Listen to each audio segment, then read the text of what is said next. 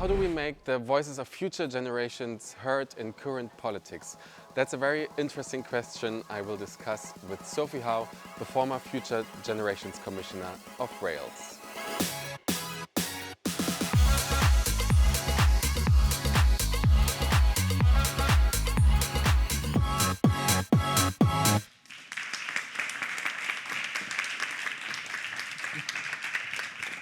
Welcome. How do we make future generations heard in our current political decisions? The country of Wales is trying to solve this question in a very special way, which is why I'm very happy to sit down with Sophie Howe, the former Future Generations Commissioner of Wales. Good evening, how are you, Sophie? Hello, hi, I'm good. You have had a very special job for the past 7 years, now till the end of January 2023. You were Future Generations Commissioner for Wales. Sounds like a great job title. What does it mean exactly? Well, put quite simply, I suppose, and set out in our law, a law that was passed in 2015 called the Wellbeing of Future Generations Act. My job was to be the guardian of the interests of the future generations of Wales. So no pressure, but that feels quite tough. It was quite tough. But our Act does a number of things. So first of all, it sets out this overarching principle which requires all of our public institutions, so our government, our local councils, our health boards, our national agencies like our Environment Agency, to demonstrate how when they're taking decisions, they're meeting today's needs without compromising the ability of future generations to meet their own needs. So anyone familiar with sustainable development might recognise that from something called the Brundtland Commission. And then it sets out 7 long-term goals, which is a vision for the Wales that we want to leave behind to future generations. And it then sets out these 5 ways of working. So our institutions must plan for the long term, they must prevent problems from occurring, they must integrate their actions, so recognising the connections between things, work together in partnership, involve citizens, and then critically it establishes an independent commissioner to be the police, if you like, of how that law is taken forward. And it was the first position of its kind back then, right? There were some similar ideas and concepts flowing around, but you did the first commissioner for future generations. Yes, first one in the world, so quite a progressive step from a small nation of just over 3 million people. I'm not entirely sure that they knew what they were getting themselves into when they appointed an independent commissioner to call them out and tell them off when they got things wrong, but quite brave. So you already started to talk about it. How do you do it? How do you factor in future generations? What methods did you follow?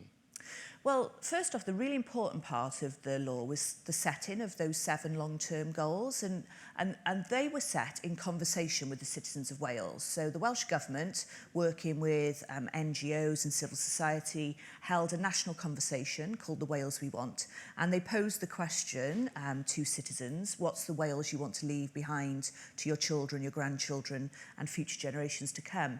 And, you know, you wouldn't think that that should be kind of unusual, really, but generally governments don't have those sorts of conversations with citizens. I suppose the biggest conversation they have is when they go to the polls, when there's an election campaign and so on, but that's really only saying, what do you want us to do for the next 3 years if you're in Australia, 5 years if you're in the UK. So they don't have that kind of long-term conversation. And when you do ask people in those terms, it gets them into a different space. And they start talking about, actually, our natural environment, our natural resources are really important. Our culture and our language and our heritage in Wales, we want that to be passed on to the next generation. We want Wales to be fairer. We want it to be more equal. We want prosperity, but not at the cost of the planet. So growth within planetary boundaries. So how do we sort of work then? I mean, those 7 wellbeing goals, really important because it enables us not just to kind of scrabble around like what might happen in the future, what challenges might come. We've got climate change coming, but we don't know exactly what's going to happen with climate change. Who knows exactly how AI is going to play out, and so on and so on. And often what we talk about and what futurists, their job to do is look at threats and risks. In Wales, we've turned that on its head because we've said we've got a positive vision of the future that we want to create, and we're going to take steps to meet that. So my job really was to advise those institutions on what sort of steps they could take to reach that positive vision for Wales, sometimes to intervene and challenge them when they were taking steps backwards or taking completely the wrong steps, and really to try and change the culture in our politics and in our systems of governance, to apply that principle of being good ancestors, if you like. Did you factor in also voices of young people? Because, I mean, that's the closest we have to the future generations, and how? Yes, so young people were part of this national conversation, and some really interesting ways of engaging with them. So some young people used Minecraft to create a vision for their area and how they wanted that area to be in the future. Quite a lot of them had lots of ice cream shops in them, but they also had loads of greenery, trees and nature, and so on, and people being kind and it was a really brilliant vision, and other children wrote letters to their future selves talking about the world as they would like to experience it when they are adults. But of course in Wales we've also got a youth parliament, which is an elected youth parliament, and has a link to our main parliament, and we've just lowered the voting age to 16. Which is, a good step in the right direction as well. So you gathered all kinds of informations, like lots of different media as well. How do you put this all together? Yes, it was quite a challenge. So our national conversation, we worked with different organisations. So the Young Farmers, for example, who are a group that exists, they had conversations with all of their different members. What do we want rural communities to look like in the future? The Women's Institute held different conversations amongst their members, and all of that information then came back up to the centre. And actually it was quite surprising that there were your odd things which were perhaps surprising, but people had quite a common vision. Like I said, fairness, protect our natural resources and assets, help to keep people healthy and well, economy and growth within planetary boundaries, culture, language and heritage. And I travel all over the world now helping other governments to do similar things. And it's the same themes that come through again and again. And yet, if you look what our governments are doing at the moment, the biggest single measure we ever use is economic growth, GDP. Now, that wasn't something that came out of that conversation. And I think it was Robert Kennedy who said the problem with GDP is it measures everything in life except that which makes life worthwhile. And when you ask people what makes your life worthwhile and what are the things that are important to pass to the next generation, you don't often get economic growth as being one of them. So I see you held this national conversation. You came up with 7 goals with this vision, and then you start working. How is that? I can imagine the reactions were maybe indifferent because you throw sand into the well-oiled political machine. How were the immediate reactions? Yeah, I mean, they were varied. I think there was some people who were kind of sceptical. What is this new law? It's all fluffy, and what's it going to achieve, and so on. There were others, I call them the frustrated champions. So these are people who've been in our system probably for a long time, can see that there's a much better way of doing things, are probably the people who are picking up all the problems of things that have gone wrong because we haven't intervened early enough, or we haven't taken a long-term view. It might be the highways engineer who is adding yet another road to a motorway because the last lane that he added is now full and we've never actually managed to get people onto public transport. It might be the doctor who sees intergenerational poverty creating long-term health conditions from one generation to the next. And for those frustrated champions, what they started to tell me is actually this law has given us permission to challenge the system, permission to do the better things that we've wanted to do for a long time. And some people, which if any of you have worked in the public sector, I'm sure it's not that much different in Germany as it is to the UK, lots of our public bodies were writing new strategies and plans, using well-being and future generations words, but not doing anything differently to what they'd actually done before. And that's where the power of a commissioner to come in and question and challenge and say, well, I want to see exactly what you're doing and what difference is that making and how have you really applied this long-term approach, So and so on. how much power did you actually have? Well, I didn't have powers to force anyone to do anything or to stop anyone doing anything. The toughest end of my powers, if you like, was something called Section 20 review powers. So I could go in and review a particular organisation or a decision or set of decisions, make recommendations which that body then either had to follow, so they had to kind of adopt or justify. If they weren't going to follow it, they had to publicly say why they were not following my recommendations, what they were going to do instead, and so on and so on. But when you have a law which is passed by a government, the best tactic really is holding a mirror up to that government and say, okay, show me your workings out. Show me how you've applied each one of those goals, consideration of each one of those goals to that decision. Show me what long-term trends and scenarios you've taken into account. Show me what you're seeking to prevent and show me how you're doing joined-up policy making. And then, because there's nothing really that you can argue about, that is a sensible approach to policy making. Like if we were to start from complete scratch and say, how should we do decision making? Oh, well, we should think of the long term, we should try and prevent problems, we should definitely join stuff up and work together, and we should listen to citizens. Common sense. So when you play it back and say, why aren't you applying common sense, they get into a bit of a sticky situation. So do you have one or two concrete examples of what you have done, maybe your biggest successes? Mm-hmm. Yes, there's a number of really transformational changes that have happened as a result of the Future Generations Act in Wales. I suppose the first big test of the Act and the power of the Act and Commissioner was government proposals to spend the entire of the Welsh Government's borrowing capacity building a 13-mile stretch of motorway to deal with the problem of congestion. And this is an age-old problem. We've got a problem with congestion. What do? We build a bigger road. The problem with that, of course, is roads add to our carbon emissions. Carbon emissions provide an existential threat to future generations.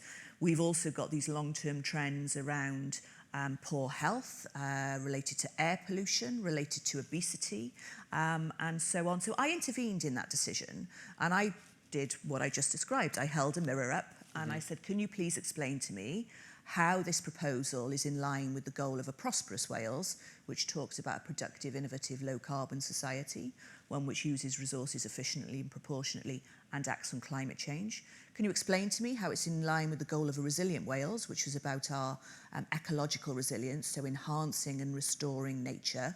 The road was going to go through a nature reserve. Can you explain to me what you've considered in terms of the goal of a healthier Wales? Because we've got these illegal levels of air pollution, we've got these increasing rates of obesity. And also, can you explain to me how it's in line with the goal of a more equal Wales? Because 25% of the lowest income families in this area don't even own a car. So are you going to be spending the entire of the government's borrowing capacity on something that benefits the already better off only? And the government found it really hard to explain that. And to cut a long story short, they then cancelled the road building. They instead set up a commission around the Future Generations Act and are investing in public transport, active travel and more sustainable means of transport. But it didn't stop there. I continued to intervene to say, okay, that's one road. And you make it sound very easy. Well, I was possibly one of the most hated people in Wales from our business community, but who have actually sort of come round now, I think. It wasn't easy, but I intervened then around the whole transport planning. So we've declared a climate emergency. The government declared a climate emergency. Can you show me now how you're spending in line with that climate emergency? Because we're spending 2/3 of our infrastructure investment budget on building more roads. Well, those two things don't add up. So we transformed the whole transport strategy. So road building is now a complete last resort in Wales. In fact, we have a moratorium on road building. So 55 pre-approved schemes on hold as a result of the Future Generations Act. We have a revised school curriculum, which is built around our wellbeing goals. And I'm a mum, and my eldest child is 23 and my youngest child is 9. And this is the thing that I suppose I can see and feel myself in my own home. The difference between the school curriculum my 23-year-old went through to the school curriculum that my 9-year-old is going through. So it's based on 4 purposes. So creating, and it's all based on how do we achieve those 7 wellbeing goals and what are the sorts of skills that our children are going to need in the future, not just to get the jobs of the future. And about 65% of children entering primary school today will go on to do jobs which don't even exist yet. Well, I was doing them. The Future Generations Commissioner didn't exist when I was in primary school. But not just about the jobs of the future, but to have a life well lived. So the 4 pillars in our curriculum are around creative and enterprising citizens. That's what we want to create, because creativity is, well, it's kind of intelligence having fun, let's say, and it's going to be a core skill in the future. It's based around healthy, active and confident learners. So as much focus on children's physical and mental health as being a part of what they acquire and is embedded in school as anything that they do academically. And then active contributors who have a lifelong love for learning. And then the final pillar is ethical and informed citizens, which I really love. And, imagine if all of us in this room had been through a school system which equipped us to be ethical and informed citizens. Would we be living in a climate emergency and a nature emergency? Would we be seeing the rising gaps in wealth inequality? I'm not sure that we would. And my little girl and her friends, they've asked for a whittling knife for her birthday. You're probably thinking, what is a whittling knife? This is what you use to carve wood. Mm-hmm. That's because they're being educated to reconnect with nature in forest school and so on, which is completely different to the experience of my older kids. So you're the voice of future generations, the voice of humans who are maybe not even born yet, mm-hmm. and they never voted for you as well. So isn't there a problem with legitimacy? Yeah, so it's an imperfect system. Of course, on the one hand, at least they don't send me nasty messages on social media because they're not born yet and they don't speak to me. But it's about trying to create, maybe we'll get to a point where AI is able to enable us to speak to the unborn, I don't know. But it's about having infrastructure in our system which is going to act as the conscience, if you like, for future generations.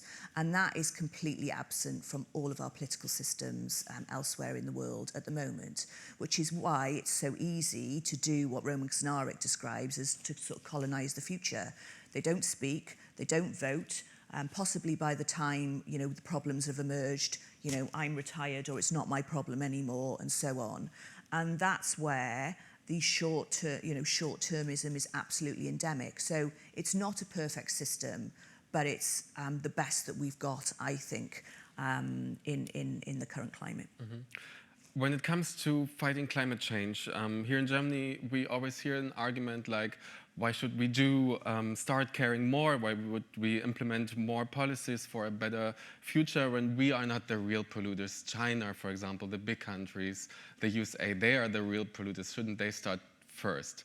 And compared to Wales, we are the big country, and I'm sure you hear these kinds of arguments too. So how do you respond to that?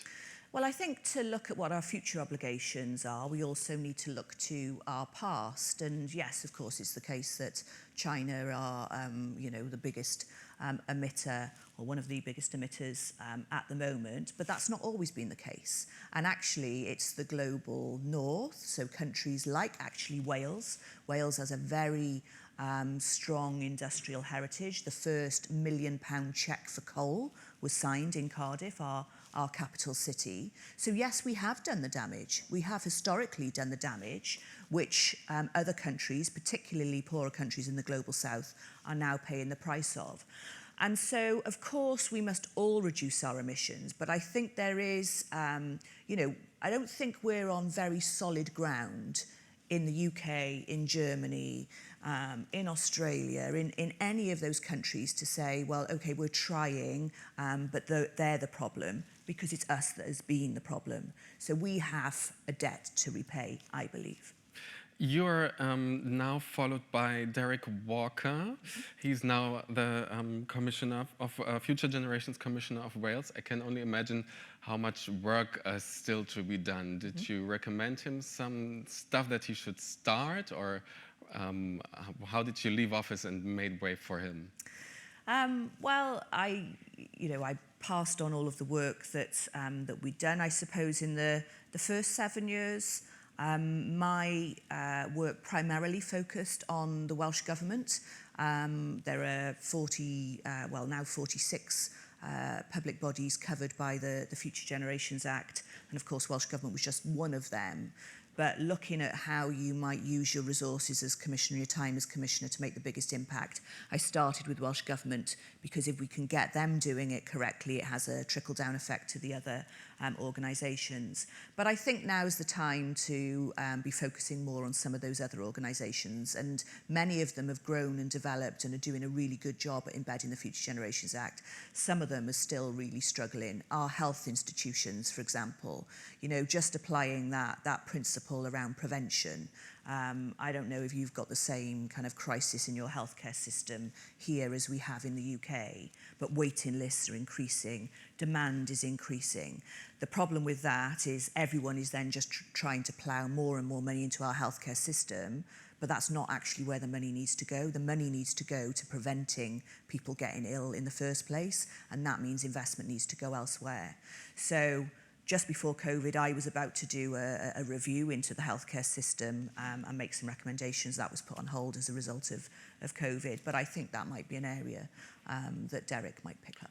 Mm-hmm. Your work requires to be able to think far into the future, longer than election cycles, and we were talking now about the systemic layer of it, but maybe for people who are watching who want to start the art of long-term thinking and for themselves in their lives, maybe with their surroundings, do you have any input on how to start developing this skill of being able to think for longer generations to come or into a longer, far away future? Well, there are techniques that can be used for, futures scenarios. A lot of them are looking at, what do we know about things that, there are some things that we know are pretty certain. Climate change, for example. We don't know exactly how that's going to play out, but we can probably make a few reasonable guesses and scenarios. And there, what you need to do is to work out, okay, and focus on the ones which have high likelihood of happening and would be, highly problematic if they happen. So those are the ones that really should get most of your focus. But there's also, signals in the system if we choose to look for them. So, data scientists and experts and those who are now working on what we describe as polarization, were predicting a long time ago the challenges around social media, around fake news and misinformation and disinformation, and how that has a potential not just to cause an annoyance over there because it's spreading lies, but actually to fundamentally destabilize entire political systems. We've seen that in the United States, and and I think there's much more of that to come. So I think there is something about engaging with these different experts and opening your mind up beyond your silo, because often when we think about the future, it's I might be an engineer and I'm thinking, right, what's the future of engineering? Well, maybe you shouldn't be thinking about what's the future of engineering. You should be thinking about how does engineering, or how could it contribute to the future of health, of infrastructure, of tackling climate change. So there's something there about engaging with unusual suspects to have that kind of holistic dialogue about what the future may or may not hold. Thank you very much, Sophie Howe, the former Future Generations Commissioner for Wales. Thank you for this brief insight.